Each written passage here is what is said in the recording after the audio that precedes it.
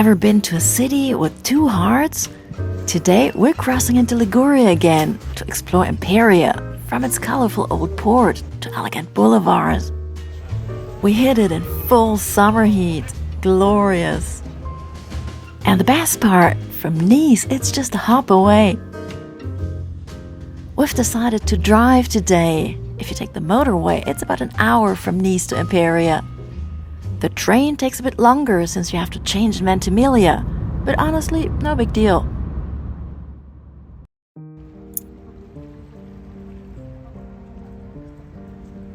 It's mid-August, the hottest time of the year, and we can honestly say we've never filmed in heat like this before. So of course, our first stop has to be the beach. After all, that's exactly what everyone in Liguria is doing in August. By 10 a.m. we're already desperate for a dip. But before we can enjoy the sea, we've got one quick mission. Getting the thumbnail shot for this video. The view from Surf Beach towards Imperia's old town to the west. Pretty amazing, don't you think? And the beach, as you can see, is absolutely packed. Right behind us, just below the old town, sits the city's yacht harbor, by the way. Beneath the old town also runs the Lover's Path, a pedestrian-only walkway linking Borgo Marina, the port area, with 𝗙𝗏𝗡𝗥𝗡. It's just 10 minutes on foot from the eastern beaches under the old town to the western ones. And that's where we're headed.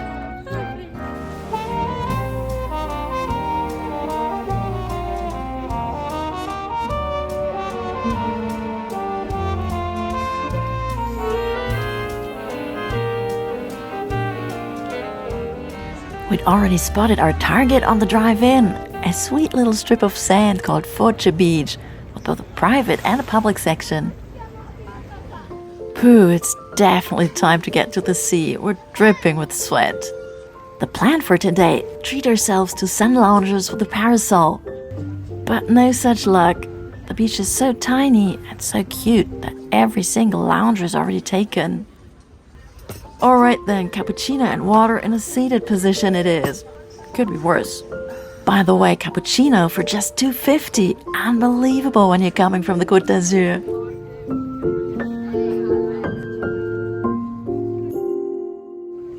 We were so tempted to jump straight into the sea and cool off. But with so much still ahead of us today, we decided to settle for just dipping our feet in. Bliss, as you can imagine. But then hunger struck, so we packed up quicker than we really wanted to. Just time for a little detour on those big rocky arms that protect the bay. Actually, not a bad spot to stretch out either.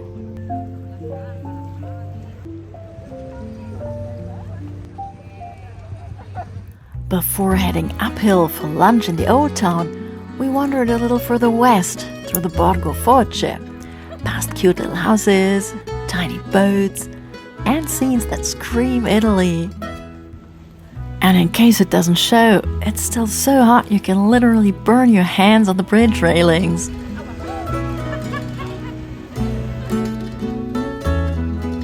We also wanted to show you the amazing cycle path that runs from Imperia all the way to San Remo and 𝗙𝗏𝗏𝗏𝗏, almost 40 kilometers along the old railway line, always close to the sea and far away from traffic.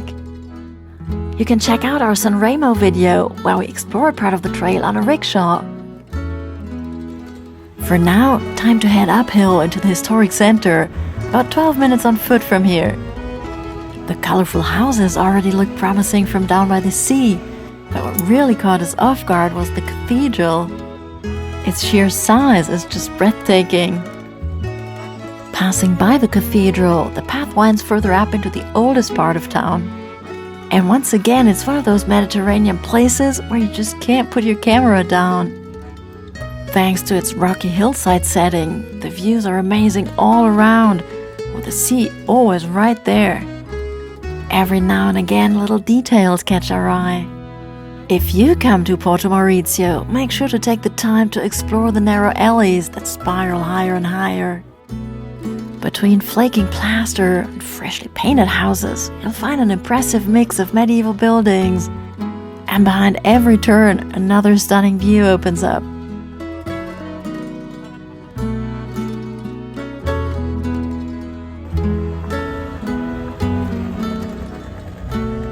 And then, from the very top of the old town, what a sight! Honestly, we wouldn't mind having that at home. A little lower down, we stumble upon a free lift that carries you part of the way back down towards sea level. But wait, weren't we forgetting something? Ah, right, lunch.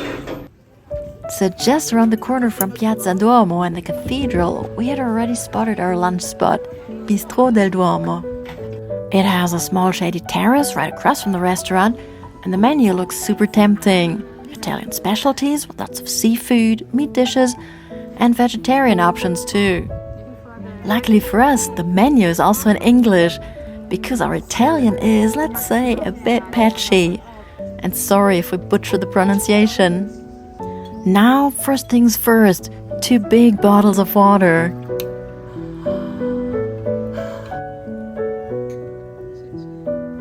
And then the food arrives. For Anja, fresh pasta filled with tuna, capers, tomatoes, and pine nuts.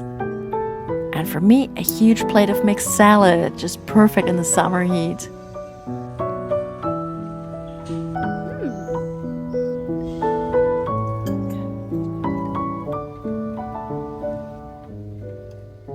Of course, dessert is a must, especially with these prices, which feel like a bargain when you're used to the French Riviera. We share a mousse, which turns out to be so delicious and way more original than your classic chocolate mousse. To really understand the city of Imperia, by the way, you need to know that it's actually a union of several small hamlets, the most important being Porto Maurizio and Oneglia.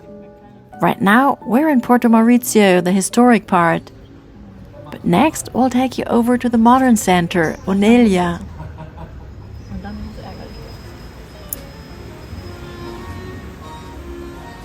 Welcome to Piazza Dante, the center of Oneglia, Imperia's modern side.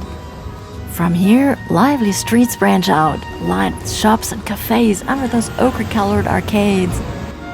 Exactly what we need on this hot summer day, shade. And of course, plenty of sad shops, from big brands to local boutiques, with clothes that are refreshingly different from what we're used to in Nice or Cannes. By the way, we drove over from Porto Maurizio. Walking takes about half an hour, but there must be buses too. But back to what's in front of us. This is Italy, so of course you'll find everything for coffee lovers. Accessories, machines, beans, it's all here. Plus lots of sweet treats for quick sugar breaks. Anja's already checking out new sunglasses, and with summer sales on, it's tempting. Too bad we don't have more time for a proper shopping spree. Instead, we drift down toward the sea, where industrial charm meets rows of little restaurants waiting to open for dinner. If you've got more time than we do, don't miss Oneglia's Villa Groc with its clown museum, or the olive museum run by the Carli family. Before we move on, there's one last must stop, Pasticceria Picardo. It's been around since 1905, and it's known for its gorgeous atmosphere and pastries. Cakes and chocolates look tempting, but today we're keeping it simple, a cappuccino and something cold to drink each. Refreshed and ready, it's time to head off, because our day isn't over just yet. We're off on a twisty, scenic drive into the green Ligurian hills, about 40 minutes from Imperia, until we reach the tiny village of Valloria.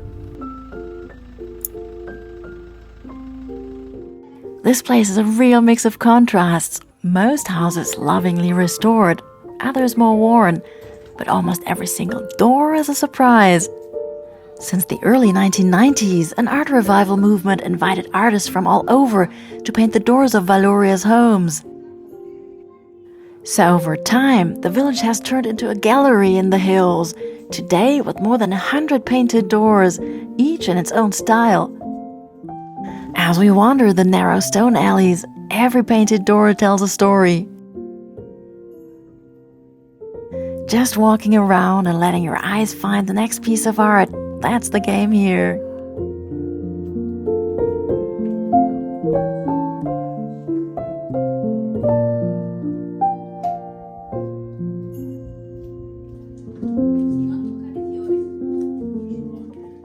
So soak it all in. It's probably one of those places you won't forget.